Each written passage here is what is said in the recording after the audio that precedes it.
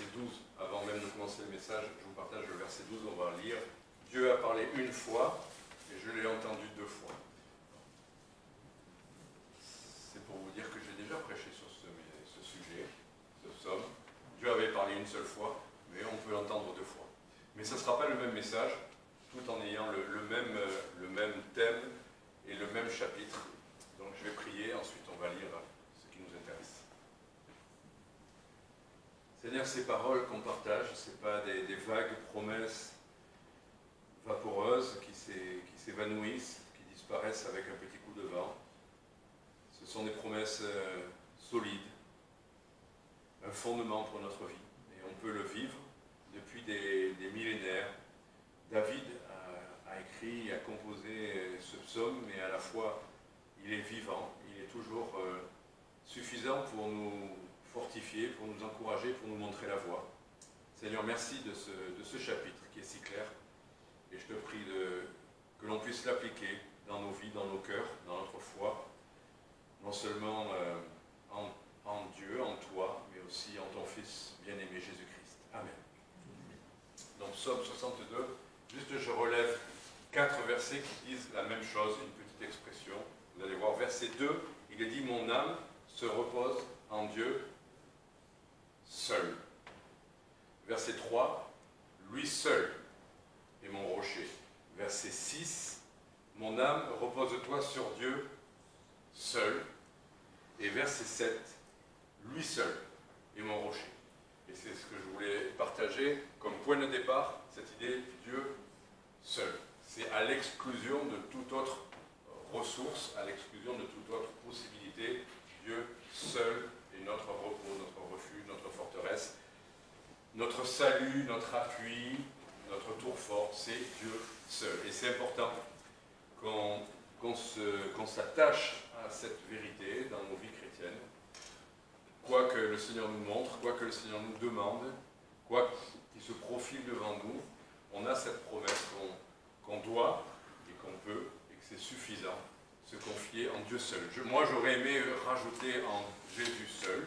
Il y a des cantiques qui le disent, le Nouveau Testament le dit, mais je ne veux pas faire dire à ce psaume ce qui ne le dit pas. Il n'y a pas écrit Jésus, il y a à chaque fois écrit Dieu, mais Jésus est Dieu. Donc en se confiant en Dieu, on se confie en Jésus aussi. À partir de cette idée, je me suis dit, bon, c'est bien, tu as quelque chose d'intéressant à relever, seul, Dieu seul. On a compris le message, on sait vers où on va, mais je me suis rendu compte, en étudiant ce psaume, que vraiment tout s'articule autour de cette idée. Donc, se confier en Dieu seul, c'est par rapport à un ennemi qui nous assaille, on va voir ça. Se confier en Dieu seul, c'est en fait ne pas se confier dans des appuis trompeurs, voilà, puisque c'est seul, c'est à l'exclusion, c'est pas ça et ça et ça, c'est ce qu'on va voir. Et puis on verra pour terminer que se confier en Dieu seul, c'est parce qu'il est notre seul appui qui ne trompe jamais. Il y a des appuis qui peuvent être utiles dans certaines circonstances, mais Dieu, en Dieu seul, est un appui qui ne trompe jamais, c'est ce qu'on va voir pour terminer. Donc, dans ce psaume, on va voir l'ennemi à l'œuvre, quel est son but, quelle est sa stratégie, tout simplement. Ce ne sera pas des grandes envolées. Le verset dit en lui-même exactement ça. Donc le but de l'ennemi, verset 4, « Jusqu'à quand vous jetterez-vous sur un homme pour le détruire tous ensemble, comme un mur qui penche, comme une clôture ébranlée ?» Cette idée d'ébranler. Alors on peut dire que c'est un mot qui en soi est symbolique de quelque chose, on comprend. Tous les ennemis, tous ensemble, donc on voit qu'il y a une force, parce que c'est vraiment... Ce matin, en plaisantant, je partageais que ma voiture, comment dire, j'avais l'impression que les oiseaux se liguaient contre ma voiture pour que ce soit les mouettes, que ce soit les tourterelles, que ce soit les pigeons, pour la salir. Donc en plaisantant, j'ai dit c'est peut-être une conspiration des oiseaux contre ma voiture. Donc tous les oiseaux ensemble, bon, ça c'est une plaisanterie. Mais on a des circonstances parfois dans la vie où on se rend compte qu'une grande quantité de choses se lèvent ensemble pour, et c'est ça l'idée, le but de l'ennemi, c'est pour nous ébranler. Et c'est important ce mot-là, parce que justement, on le voit, on va le voir juste après, hein, à 2 reprises. Le but, quand on est ébranlé, c'est de ne pas être ébranlé, ou on va voir exactement de ne pas être beaucoup ébranlé. C'est donc une stratégie de l'ennemi de nous ébranler, et au verset 5, on voit son but, ils ne font que consulter pour le faire tomber de son élévation. Donc voilà, vous voulez faire tomber un pilier, vous voulez faire tomber un mur, ben, vous mettez tous vos efforts d'abord pour l'ébranler, il ne va pas tomber d'un coup. Ça, Dieu fait tomber d'un coup sans même l'ébranler, il a fait ça avec Josué à Jéricho. Mais l'ennemi d'abord travaille à ébranler notre foi, à nous ébranler. Et je me suis dit, mais comment on va imager cette idée d'être ébranlé? Qu'est-ce qui nous ébranle? Alors j'ai fait, et on va survoler quelques versets, je vais demander à notre frère à l'ordinateur, parce qu'on va aller assez rapidement sur plusieurs versets. C'est juste un survol de quels sont les coups, quelles sont les forces qui ébranlent les chrétiens. Vous pouvez, en réfléchissant un tout petit peu, trouver exactement les mêmes choses que moi. Hein. D'abord, je ne les ai pas mis dans un ordre progressif, je les mets en vrac. Le trouble, Galates, chapitre 1, verset 7, des choses qui nous troublent. Alors, Galates, chapitre 1, verset 7, notre frère nous l'a fait arriver. Non, il parle de l'évangile. Donc, non qu'il y en ait un autre, mais il y a des gens qui vous troublent et qui veulent pervertir l'évangile de Christ. Des gens qui troublent la foi chrétienne avec toutes sortes de faux messages, avec toutes sortes d'attaques. Il y a des gens qui troublent en fait, même comme on trouble une eau. L'évangile est une eau pure, l'évangile est une chose merveilleuse, et ils troublent cet évangile par leurs enseignements qui se mêlent à l'évangile, et en fait c'est une perversion de l'évangile de Christ. Donc, beaucoup de chrétiens parfois sont ébranlés parce qu'ils trouvent sur Internet, parce qu'ils entendent sur Internet toutes sortes de choses, toutes sortes de mélanges de l'évangile, le retour à la loi, une déformation, l'évangile de prospérité, l'évangile de guérison, etc. Je ne vais pas en dire plus, mais il y a bien des gens qui, par leurs enseignements, troublent l'évangile de Christ et le pervertissent. Donc, faisons attention, c'est une manière d'ébranler la foi des chrétiens. Deuxième chose, plus commune à chacun d'entre nous, tout bêtement, la peur. La peur trouble notre relation avec Dieu. Apocalypse chapitre 2, verset 10. Et c'est pour cela, plutôt que de détailler toutes les choses qui nous font peur, on va voir que le Seigneur va répondre à cette peur. Il dit, ne crains rien. Notre frère tout à l'heure nous parlait de la fournaise, des épreuves, de la maladie. Mais ne crains rien des choses que tu auras à souffrir. Certains chrétiens ont peur à l'évocation qu'ils pourraient souffrir. Et ne veulent une vie chrétienne faite que de « je suis en bonne santé, tout va bien ». Ben, le Seigneur parfois nous dit « il y a des choses que tu auras à souffrir, mais n'en aie pas peur. N'en aie pas peur s'il le faut. » C'est comme aller chez un médecin, c'est comme aller chez un dentiste, c'est nécessaire. On a une appréhension, mais il y a une différence entre une appréhension et la peur. La peur est paralysante. L'appréhension nous oblige à la vigilance et à nous préparer. Donc, tu auras à souffrir, là le diable, on ne va pas détailler, c'était juste une image, mais le diable peut effectivement faire qu'on soit en prison, qu'on soit éprouvé, qu'on ait des afflictions, mais le Seigneur promet, sois fidèle jusqu'à la mort, quand bien même il fallait la mort. Et bien je te donnerai la couronne de vie. La peur, Acte chapitre 18, verset 9, Acte 18, verset 9, là c'était, il me semble par rapport à l'apôtre Paul, le Seigneur, dans une vision de nuit, dit à Paul, ne crains point, mais parle et ne te tais point. On a des circonstances parfois où, pour rendre témoignage, il y a des choses qui veulent nous faire peur et nous empêcher de rendre témoignage. Le Seigneur dit, il a dit à Paul, si Paul a eu besoin de l'entendre, je pense que nous aussi, on peut avoir besoin de l'entendre, ne crains point, mais parle et ne te tais point. Donc, voilà la peur, on a vu les troubles, la peur, les inquiétudes. Les inquiétudes. Le Seigneur nous dit, ne vous inquiétez de rien. Ne vous inquiétez pas de quoi vous serez vêtus, de quoi, ce que vous mangerez.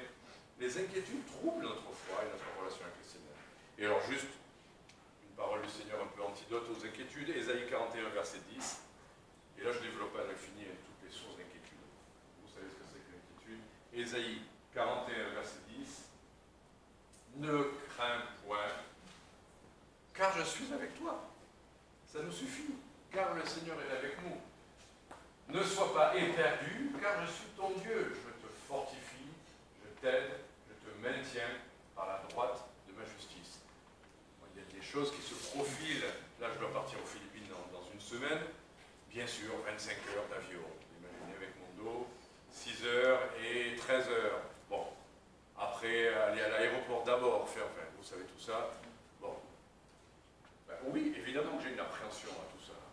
Évidemment que tous ces déplacements, les valises, et puis ce qui va se passer après, même pour vous donner une petite idée, le retour, ça sera la même durée, mais la nuit qui précède le retour, le frère a préparé une nuit de prière. Voilà, au cas où. Mais peut-être que ça sera la bénédiction, parce que je serai tellement épuisé que je dormirai dans l'avion. Je ne dors jamais dans les avions. J'arrive pas. Je pourrais avoir 25 heures d'affilée, j'arrive pas. Ben, peut-être que cette nuit de prière juste avant, c'est ce qui va me laisser complètement endormi. Je ne sais pas. Mais quoi qu'il en soit, le Seigneur dit, je suis avec toi. Ne sois pas éperdu, ne crains pas. Je t'aide, je te maintiens par la droite de ma justice et je te fortifie. Donc je ne suis pas inquiet. Il y aura tout ça, il y aura ce qu'il devra avoir, mais le Seigneur est là. Donc l'inquiétude, le doute, Jacques chapitre 1 verset 6. Tout ça, c'est ce qui trouble notre relation avec le Seigneur. On est bien d'accord. L'inquiétude, le trouble, la peur, le doute. Si on prie, ben, il faut demander avec foi, sans douter. Sans douter. Se confier en Dieu seul, c'est sans douter. C'est pas, bon, j'espère que Dieu va être avec moi pendant ce voyage.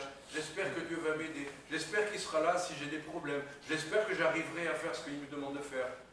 Il faut arrêter cette utilisation du mot « j'espère ». L'espérance, dans la Bible, c'est une assurance. C'est comme la foi, c'est les mêmes choses. C'est l'espérance est dans quelque chose de certain. Oui, j'espère, dans le sens où mon cœur est plein d'espérance. Pas « oh, j'espère ». Vous voyez, le français a transformé les mots. L'espérance chrétienne est une espérance sûre. Se confier en Dieu seul, c'est un refuge, c'est un rocher, c'est une tour forte. C'est pas, justement, vacillant. Donc il faut prier avec foi, sans douter. Celui qui doute, justement, on parlait d'être ébranlé, il est comme semblable au flot de la mer qui est agité par le vent et ballotté ça et là. Ah là, oh, je me sens encouragé, et 5 minutes après, ah non, j'ai peur. Ah là, non, je pense que Dieu va m'aider. Ah ben là, je ne suis pas si sûr que ça. Enfin, là, on est vraiment comme les flots de la mer, ballottés de droite et de gauche. La foi et l'espérance, c'est pas comme ça. Demandez avec foi, sans douter. Ça ne change pas tous les 5 minutes. Si on est certain, on est certain. Et on reste certain, c'est ce que le Seigneur attend de nous. Hébreux 12, verset 3. Autre chose qui peut nous troubler, c'est pourquoi considérez celui qui a souffert de la part des pécheurs une si grande contradiction, afin que vous ne succombiez pas en laissant défaillir vos âmes. D'autres traductions parlent de lassitude, défaillir. Ces mots, succomber, c'est le découragement, afin que vous ne lassiez pas l'âme découragée. Et là, c'est écrit de cette manière-là, c'est exactement la même idée, succomber. La chute, eh bien, ça serait de laisser défaillir nos âmes, par rapport à l'opposition, par rapport à la contradiction, par rapport aux épreuves. Nos âmes défaillent. C'est la chute. On succombe. On verra autre chose par rapport à succomber. Succomber, ça nous amène à quoi? Pour voir si vos cerveaux fonctionnent. Succomber à la tentation. Le mot qui vient immédiatement après, c'est succomber à la tentation, bien sûr. Dans le Notre Père, on prie, il ne permet pas qu'on succombe à la tentation. Marc chapitre 14, verset 33. La tentation, c'est quoi? C'est toute forme d'attaque, toute forme d'ennemi, toutes sortes de choses qui nous ébranlent.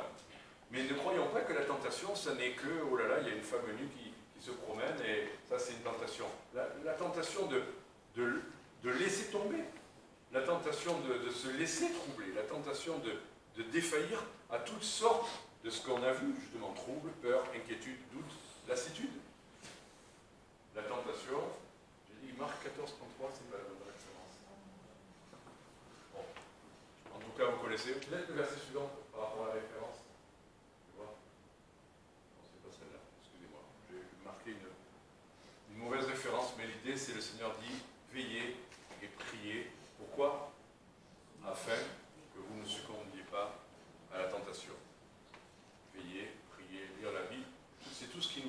fortifier pour ne pas succomber à la tentation quelle qu'elle soit. Donc voilà l'ennemi.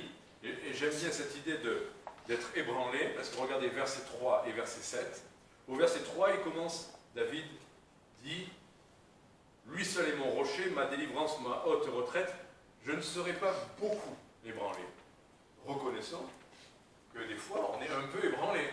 Quand on prend un coup, quand on est dans une de ces épreuves, on est un peu ébranlé. Et donc David dit, je ne serai pas beaucoup ébranlé. C'est-à-dire, il ne va pas faillir, il ne va pas s'écrouler. On l'a vu. Mais verset 7, « Lui seul est mon rocher, ma délivrance et ma haute retraite, je ne serai point ébranlé. » Étonnant, dans le même psaume, il envisage le fait d'être un peu ébranlé, mais finalement, après, il dit non. Puisqu'il est mon rocher, puisque c'est Dieu, je ne serai pas ébranlé. Pas du tout, ça pourrait dire. Donc voilà, le but de l'ennemi, c'est d'abord de nous ébranler. Il veut nous faire chuter. Alors, ben voilà. Il faut se confier en Dieu seul, on l'a compris. Oui, il y a deux versets, il y en a un dans Matthieu et un dans Marc, mais ça va aussi veiller et prier, de peur que vous ne tombiez pas dans la tentation. Voilà. Tomber dans la tentation, c'est succomber à ce que le Seigneur veut créer en nous, toutes ces choses qu'on a vues. L'esprit est prompt, mais la chair est faible. Il faut fortifier notre esprit, parce qu'on peut avoir des envies, mais ça n'est que dans le Seigneur qu'on est fortifié. Donc, quels sont les appuis trompeurs? Bon, imaginez, vous êtes un peu ébranlé. Vous vacillez, vous êtes sur le point de tomber. Vous vous accrochez à quoi? Il faut s'accrocher à quelque chose de solide. Voilà. Un appui sûr. Vous vous accrochez à un vêtement suspendu au chevalet, vous vous effondrez. Bon, le Seigneur a employé des images aussi. Il a parlé du roseau percé de l'Égypte. S'appuyer sur le roseau qui va transpercer notre main. C'est une mauvaise chose. Mais plus simplement, dans ce psaume-là, qu'est-ce que le Seigneur a dit? Les appuis trompeurs, il va les développer. Verset 10. Verset 10, il dit, les petits ne sont que néant et les grands ne sont que mensonges. Alors je ne sais pas ce que le Seigneur entend exactement par petit, mais peut-être, les gens parfois se confient dans la bande. Ce n'est pas tous en soi, ce n'est pas des super-héros, mais le plus on est nombreux, même on est des petites gens, mais tous ensemble, on va vaincre. Le Seigneur dit, même tous ensemble, même nombreux, on n'est que néant. Et après, il dit, pour ce qui est des grands, les grands, ils sont aussi des mensonges. On a compris. Tous ces grands qui font des belles promesses, c'est que du mensonge. Les présidents, je ne vais pas faire conspirationnisme, mais les grands ne sont que mensonges. Voilà. Les uns, ça ne sert à rien, et les autres, on ne peut pas compter dessus parce que c'est que des menteurs. Bon, et justement, le Seigneur insiste, placés dans la balance, ils ne seraient tous ensemble, même les petits et les grands ensemble, ils seraient plus légers que le néant même.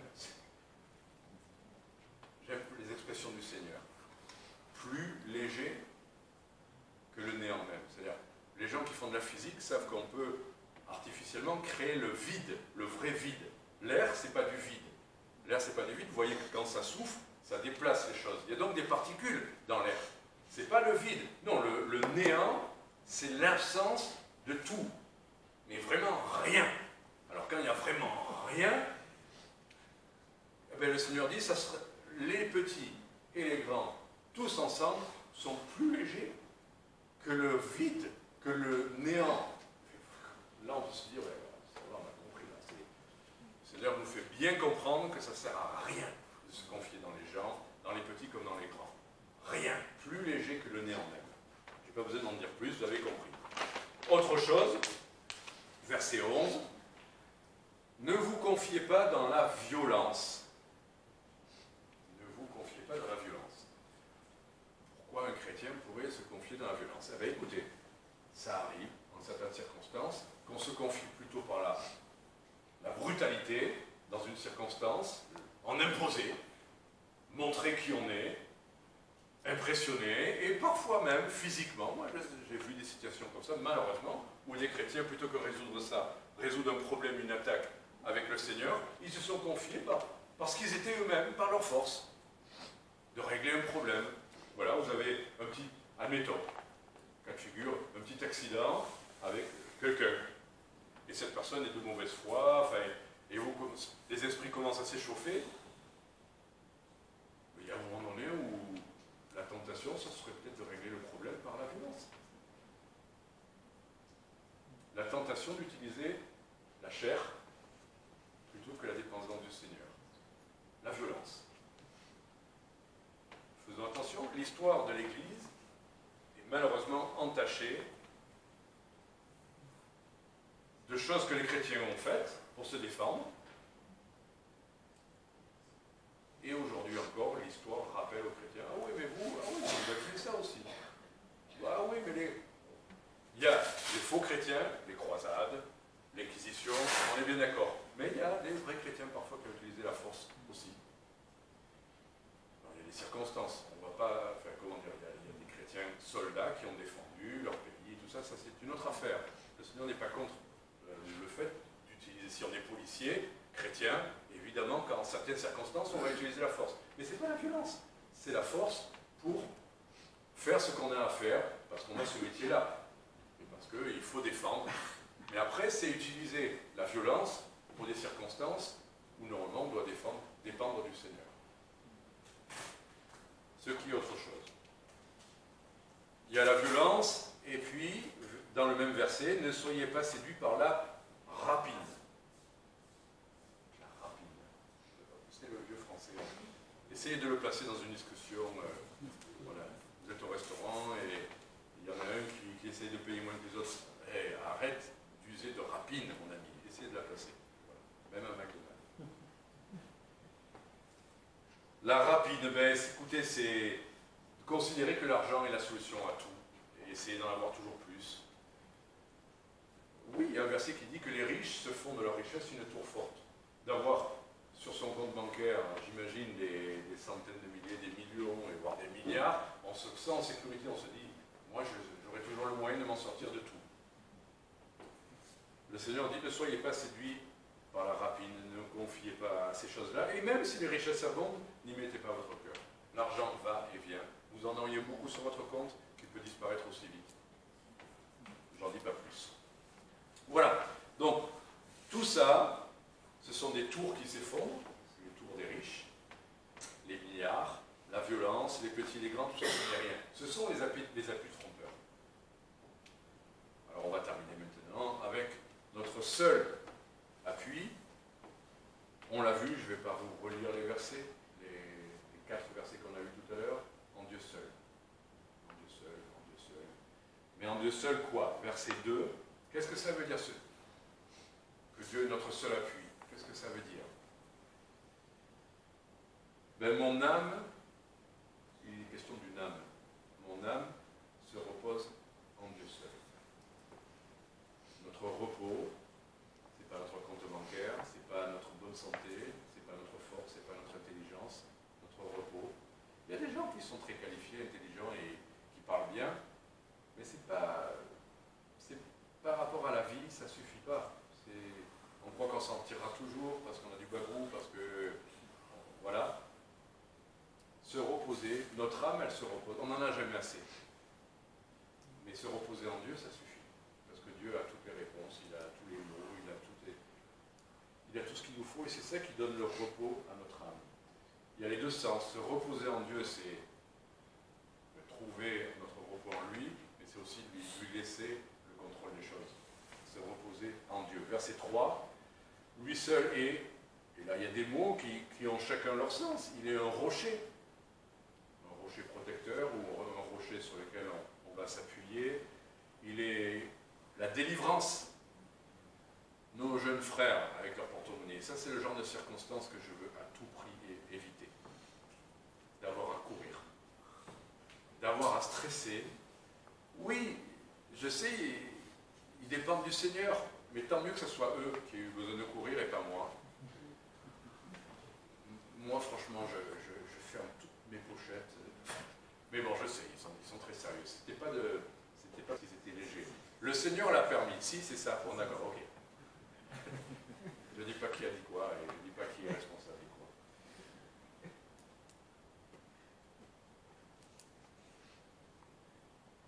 quoi. Lui Lui seul est la délivrance.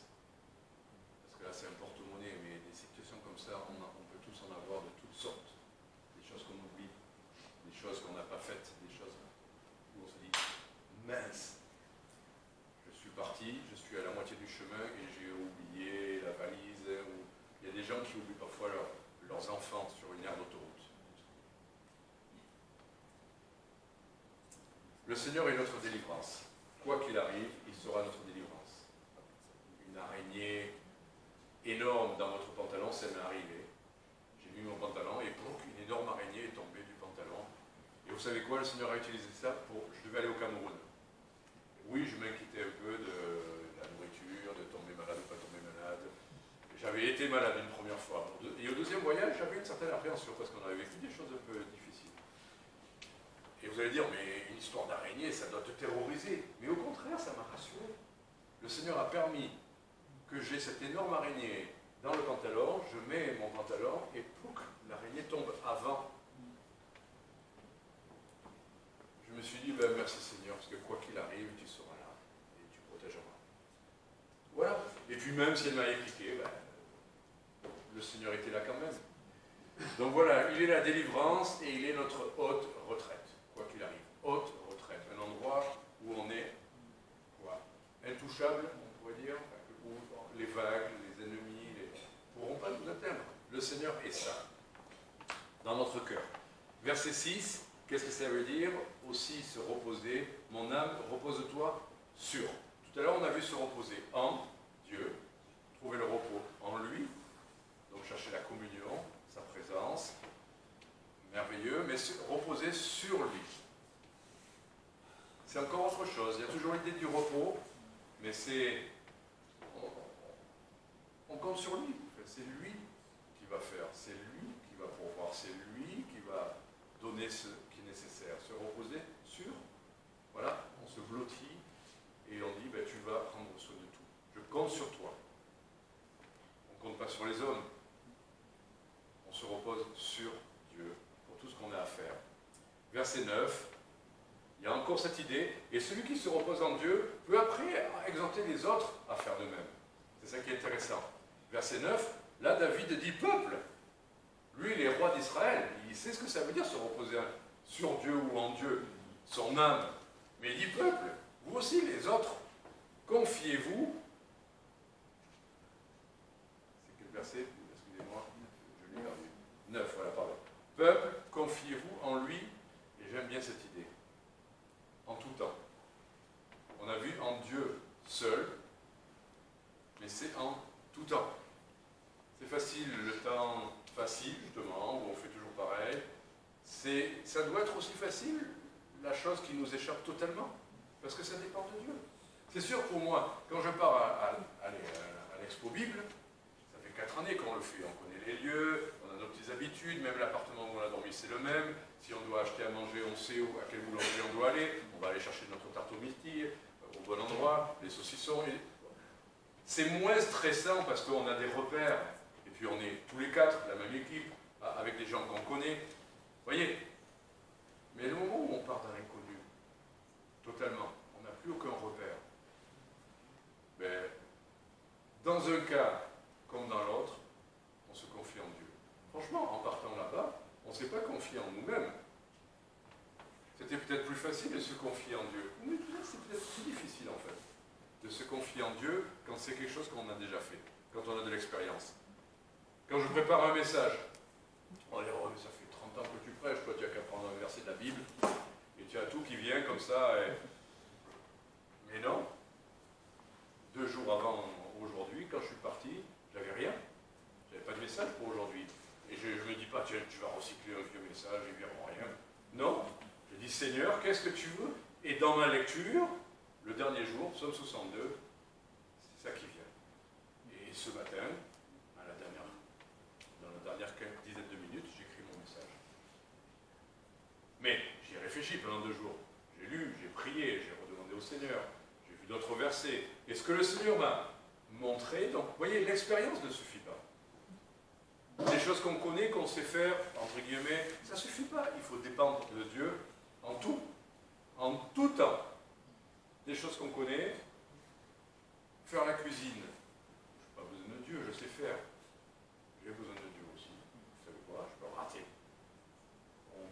quelque chose et on n'y arrive pas. On brûle, on oublie 5 minutes quelque chose, on a un coup de téléphone, ou on croit qu'on maîtrise et Dieu nous montre qu'on ne maîtrise pas. En revanche, il va peut-être nous montrer des choses plus compliquées, on prend un risque, et bien on se confie en Dieu seul. C'est pas que de partir aux Philippines qui oblige à dépendre de Dieu. C'est en toutes circonstances. Les jours de congé, comme les jours de route, comme les jours de cuisine, comme les jours de... On doit se confier en Dieu en tout temps. Et ça veut dire quoi? Dans le même verset, répandez votre cœur devant lui. Vous vivez des choses, vous cherchez une oreille attentive pour pouvoir vous plaindre, râler ou épandre sur lui votre inquiétude ou vos troubles. On cherche quelqu'un qui va m'écouter, qui va prier pour moi. Pas prier pour moi parce que si, parce que là. C'est bien, on peut partager les fardeaux. Parce que l'Église est un corps et on doit partager les fardeaux, le Seigneur nous le demande. Mais à la fois, répandre son cœur, tout ce que ça génère en vous, d'inquiétude ou de crainte ou d'appréhension ou de doute, le trouble ne sera pas résolu parce que vous en avez parlé à quelqu'un. Ce n'est pas une psychothérapie où le simple fait d'avoir formulé la chose fait que vous n'avez plus de problème. Le dire que vous craignez ne va pas rendre ça, au contraire, des fois ça renforce la crainte de l'avoir dit. Mais de l'avoir fait, de répandre votre cœur, en toute sincérité. Seigneur, j'ai peur. Seigneur, j'ai des craintes. Seigneur, j'ai pas envie. Seigneur, répandez votre cœur. Mais au Seigneur. Et le Seigneur va trouver les mots, les encouragements, les réponses. Il est notre épaule. Le Saint-Esprit, le Consolateur, est celui qui se tient à côté de nous. Il nous entend. Il nous comprend. Il nous demande de lui dire les choses telles qu'on les vit. C'est bien dans notre cœur, là. David disait, mon âme se repose en Dieu. Donc ce qu'il y a dans votre âme, Dieu s'y intéresse. Et il demande que vous vous déchargez sur lui. Où que vous soyez, dans un avion, en train de courir pour arriver à quelques minutes près à l'aéroport ou je ne sais où. Voilà, conclusion, verset 12. Dieu a parlé une fois, je l'ai entendu 2 fois. C'est que la force appartient à Dieu. La force appartient à Dieu. Alors pourquoi aller chercher, voilà, il y a un petit cantique que j'avais écrit, mieux qu'un café, plus que des vitamines, sa grâce porte nos efforts. Mieux qu'un café, plus que des vitamines, quand on est faible, il nous rend fort. La force appartient à Dieu. Et verset 13, à toi aussi, la force, mais à toi aussi, Seigneur, la miséricorde. Le Seigneur nous donnera ce dont on a besoin, pas parce qu'on l'a mérité, même si il faut faire des choses parfois, mais parce qu'à lui aussi la miséricorde. Il nous donnera. Ne vous dites pas, cette semaine j'ai pas fait ce qu'il faut, donc je ne vais pas lui demander de m'aider parce que je ne l'ai pas mérité. Et non, je ne l'ai pas mérité. Là, j'ai passé mon temps j'ai pas lu ma Bible ce matin, donc je ne peux pas compter sur lui aujourd'hui. Ah, j'ai pas assez prié aujourd'hui. Ah ben donc le Seigneur va me lâcher. Ben non.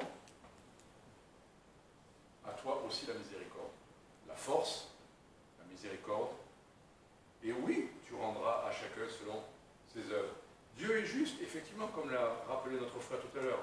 Il donnera des récompenses si on est trouvé fidèle. Mais avant de dire fidèle dans les choses, soyons fidèles dans notre homme intérieur, à nous confier en lui. Dieu sait si on se confie en lui. Et les récompenses seront de ce qu'on a fait dans la foi et l'espérance, les choses qu'il nous a demandées. Que le Seigneur vous bénisse.